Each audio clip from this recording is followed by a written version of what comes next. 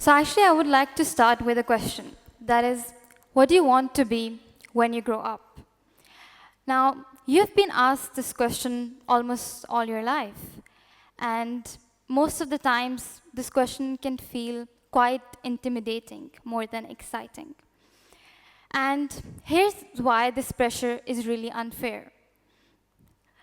Now, 2 out of the 5 people of your age do not really have an answer to this question. So in fact, you're not really behind, you're part of the majority. And now, what makes this really more interesting is that according to the World Economic Forum, around 65% of the people your age will end up working in jobs that do not even exist yet.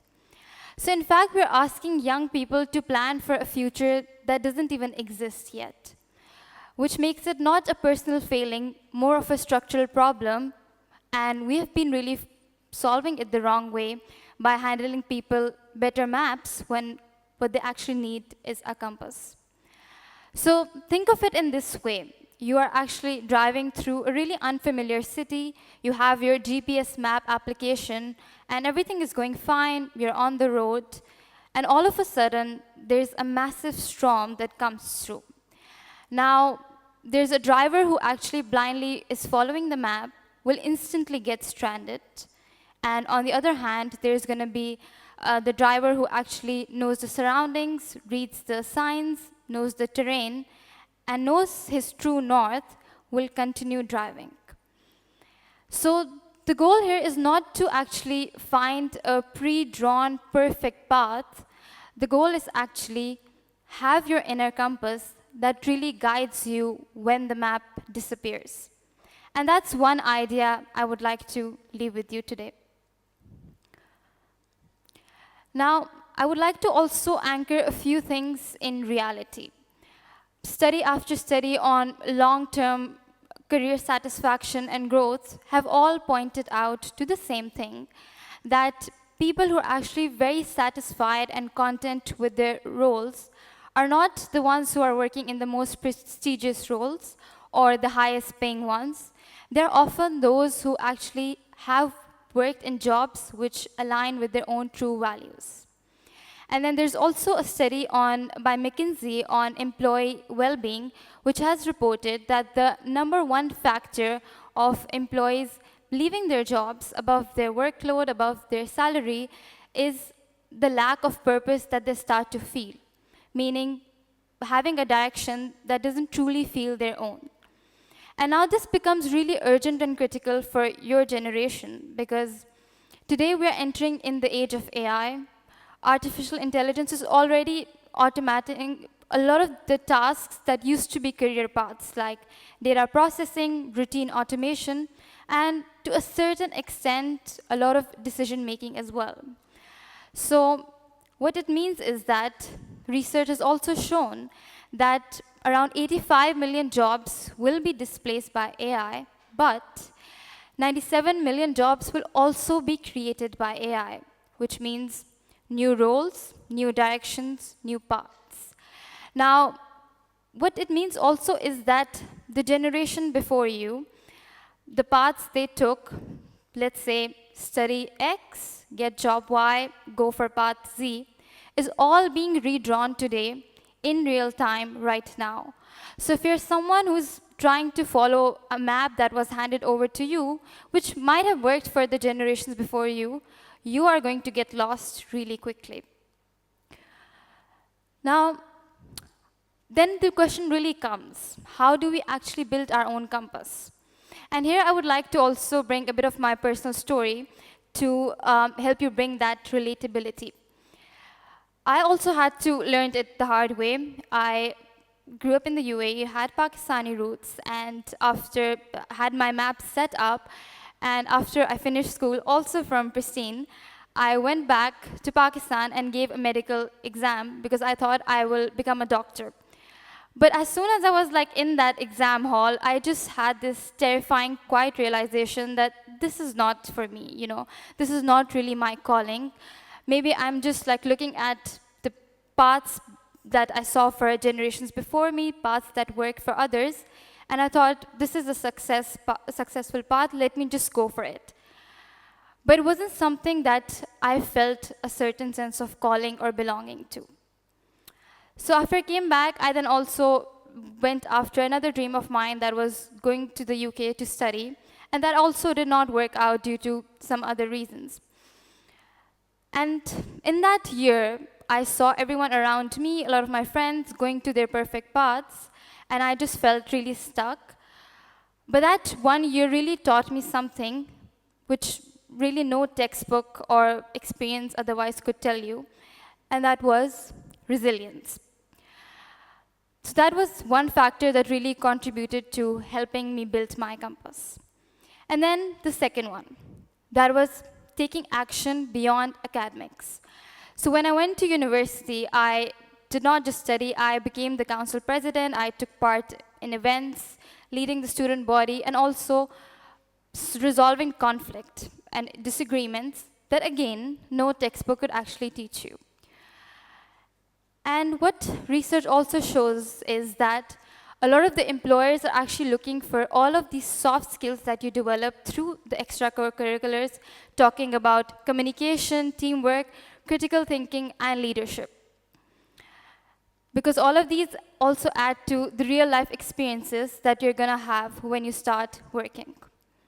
And then, talking about the last factor is how to protect your identity in pressure.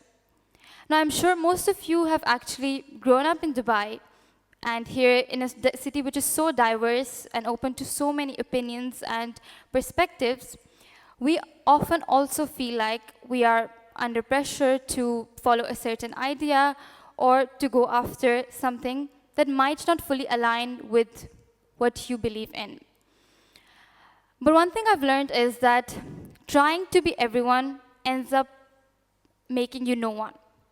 So often the strongest people are not the ones who have tried to fit in or blend into others. They're often the ones who have actually stuck by what really mattered to them, what they believe in. Because at the end of the day, there's a difference between being flexible and losing yourself. And there's no sense of stubbornness here. It's integrity, which becomes also one of the most powerful and competitive advantage when you're building your own compass.